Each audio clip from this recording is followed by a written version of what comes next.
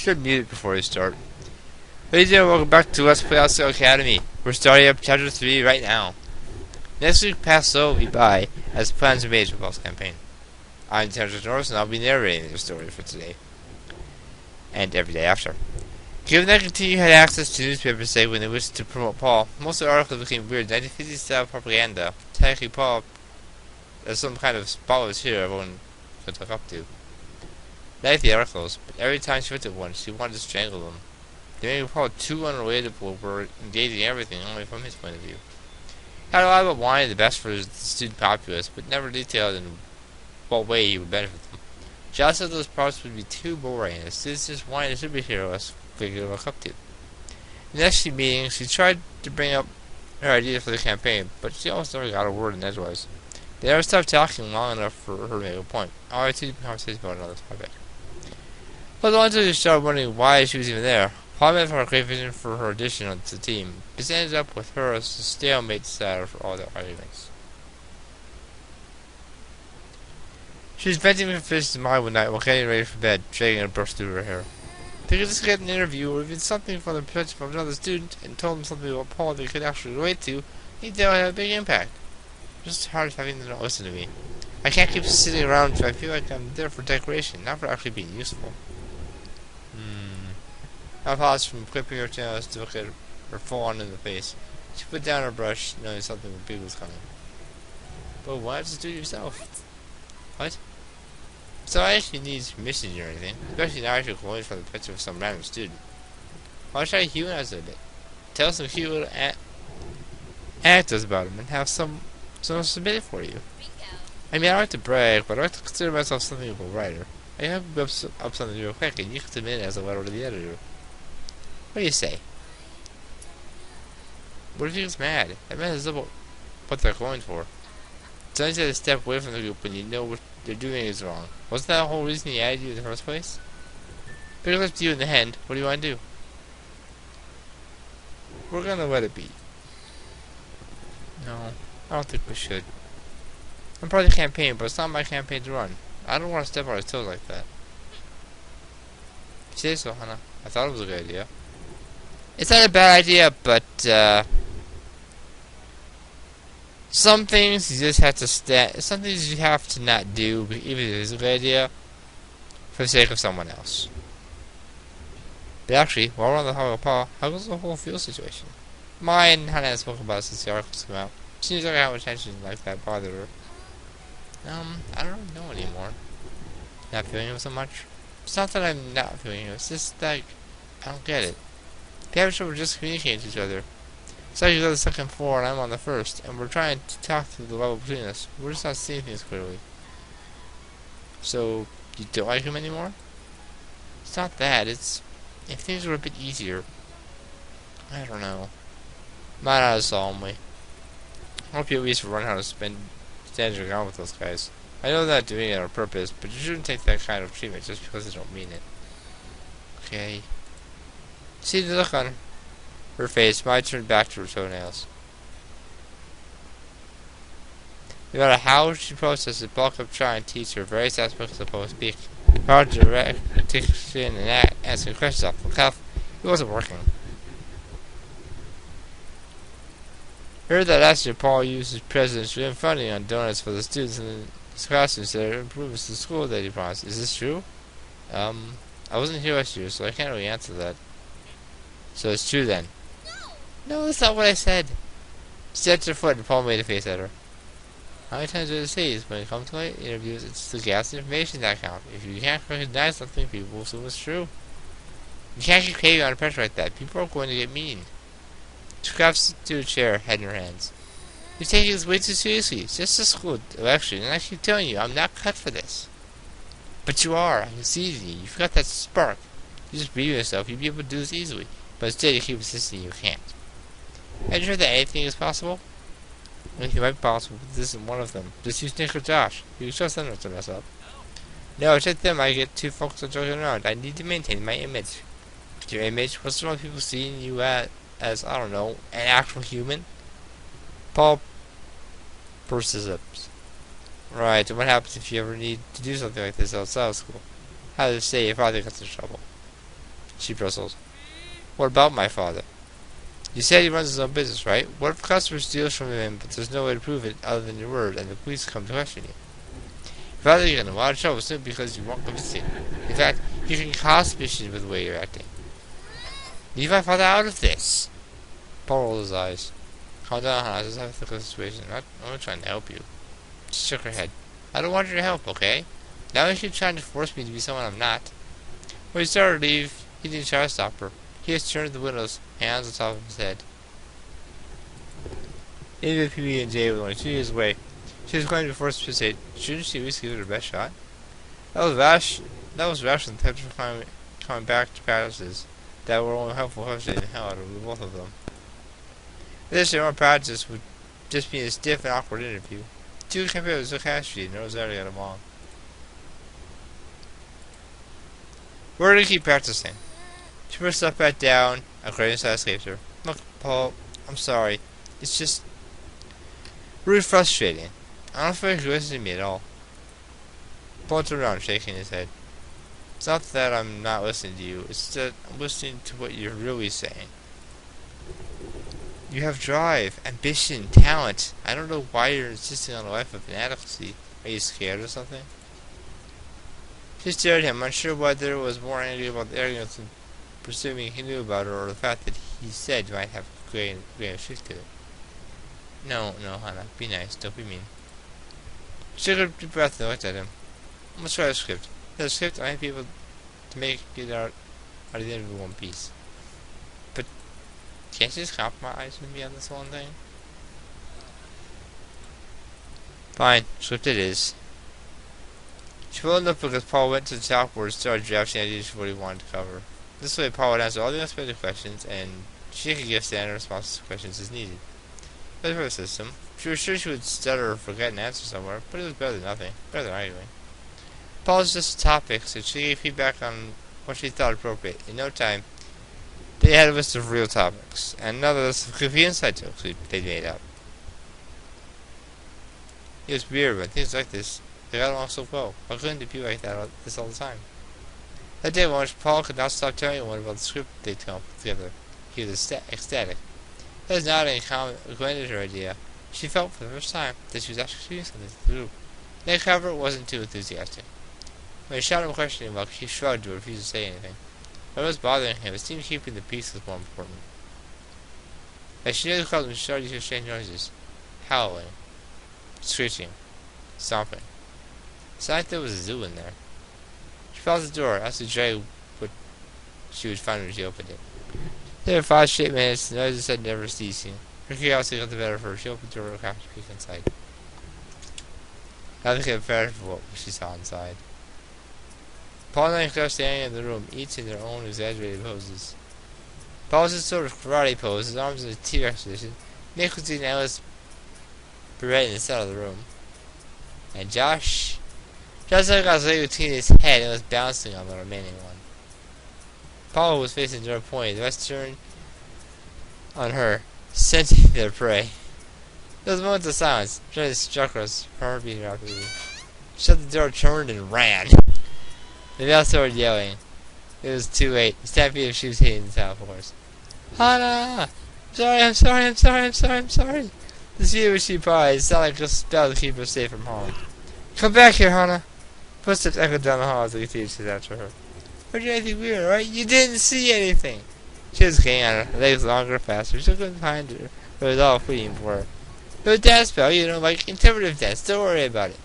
I'm sorry. That last-ditch effort at an apology struck the nearest girl's bathroom. To her horror, the door opened behind her. They followed her in. Turned around, backing up. They advanced on her. Hannah, we've been thinking. Perhaps you need a bit of introduction to what it means to live a continued lifestyle. I don't really think that's necessary. Of course it is. How long have you spent living this jackpot life of yours? It's been 2 years?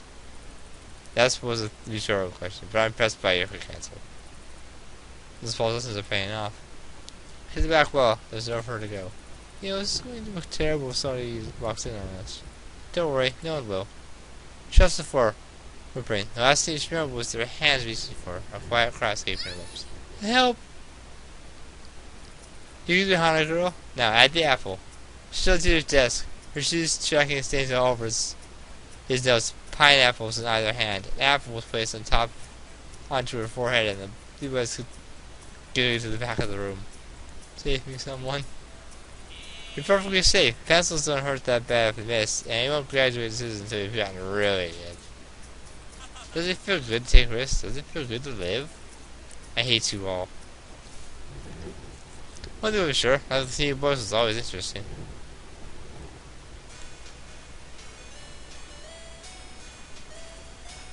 And welcome back to PB&J.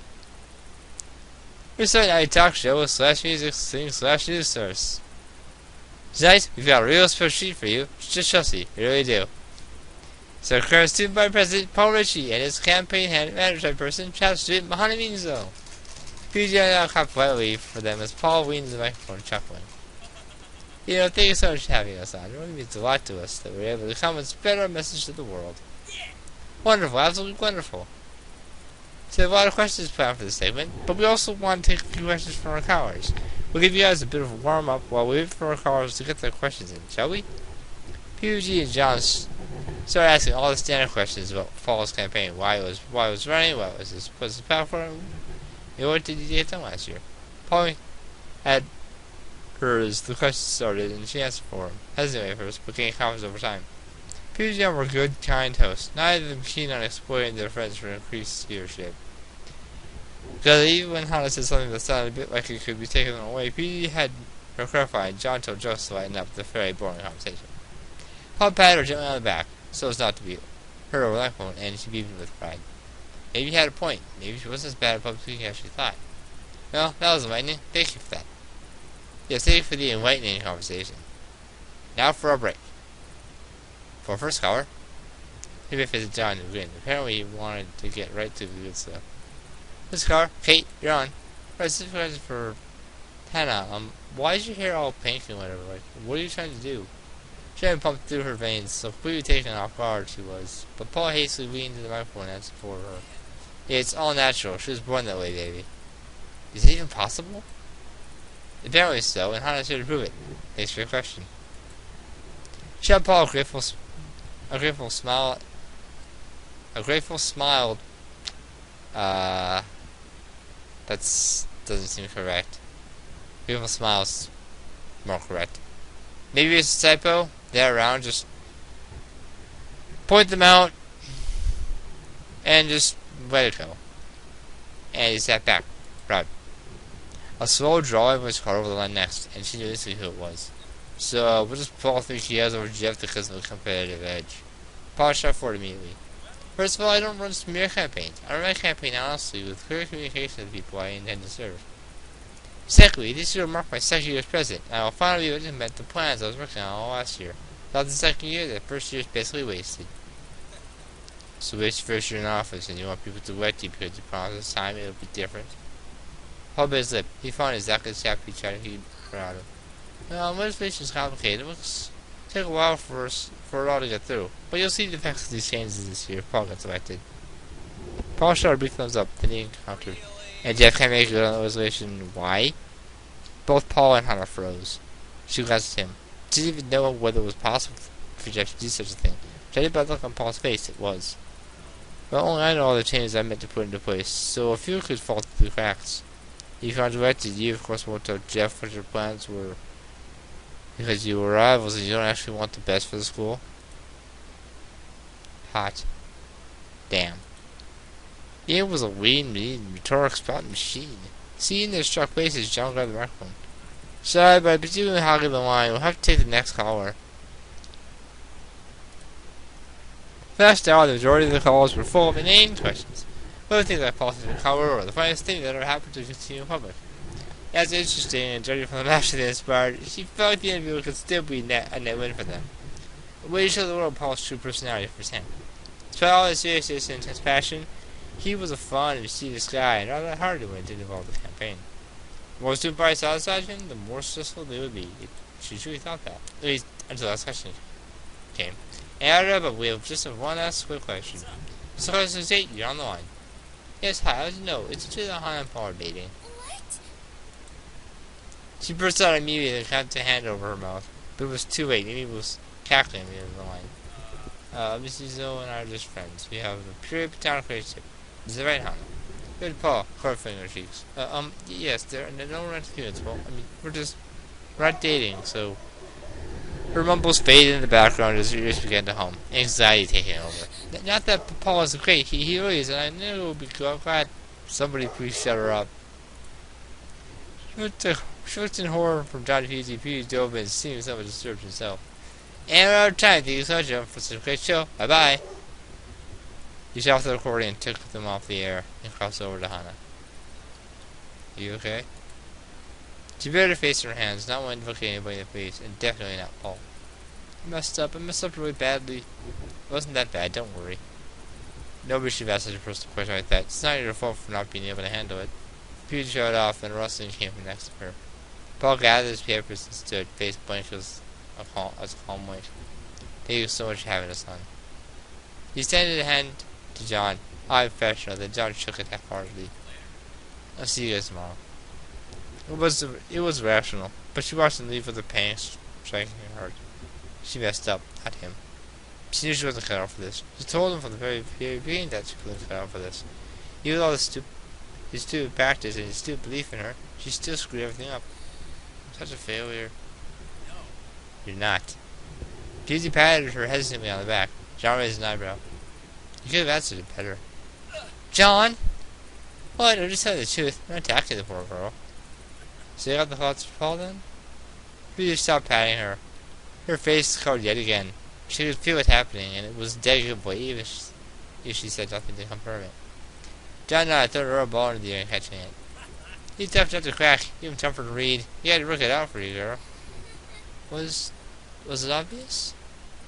Yeah, after him. He's a master of telling himself one thing and never looking at the alternatives. Now if the outcome matters, it's why Nick and Josh are so good for him. They're a perfect team together. Don't push him. That's my advice. He's not one to rush things, not personal things. Anyways, if he comes around, he comes out, and it'll be his own accord. She nodded. It was weird to get a romantic advice. Solid advice from John, but it was grateful in any case. Beauty found next to him and asked him if he was tired. She was too embarrassed to stay. Thank you for saving me, Beauty. Both times. Beauty hit a heavy sigh. I would get mad if I did anything less. What a gentleman. Beauty smiled sadly. Then I'm back now. Still very wide out, but it won't be much longer. Good luck. She nodded. Thanks, John. You beat it.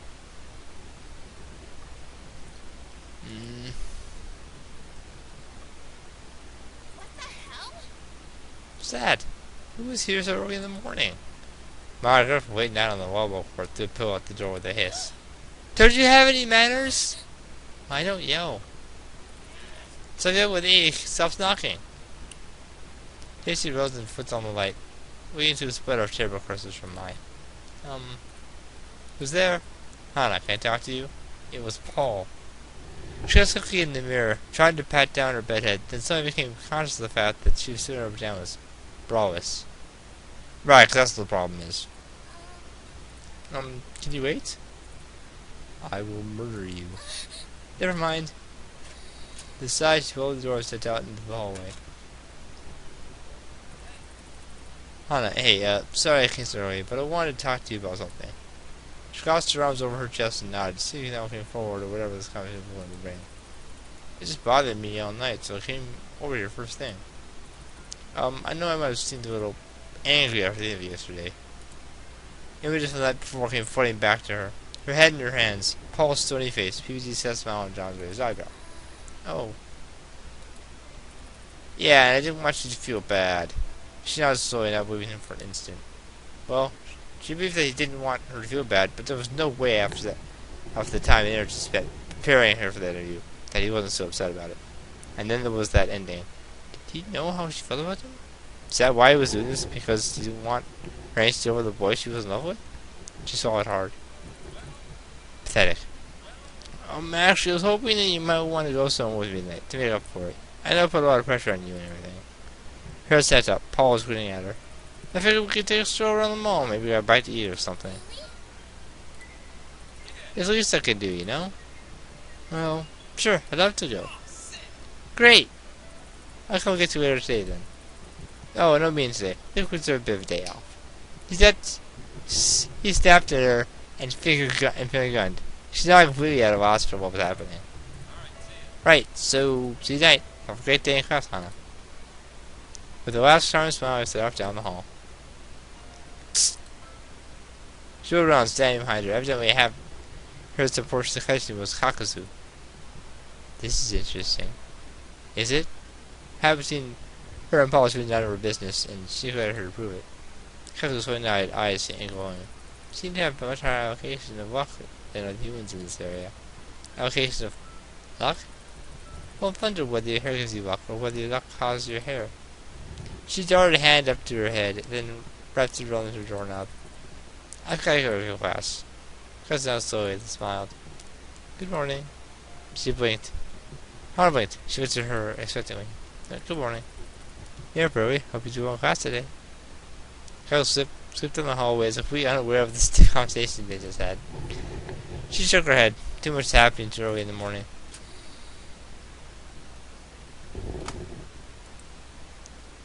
Good time to cut it. See you next time.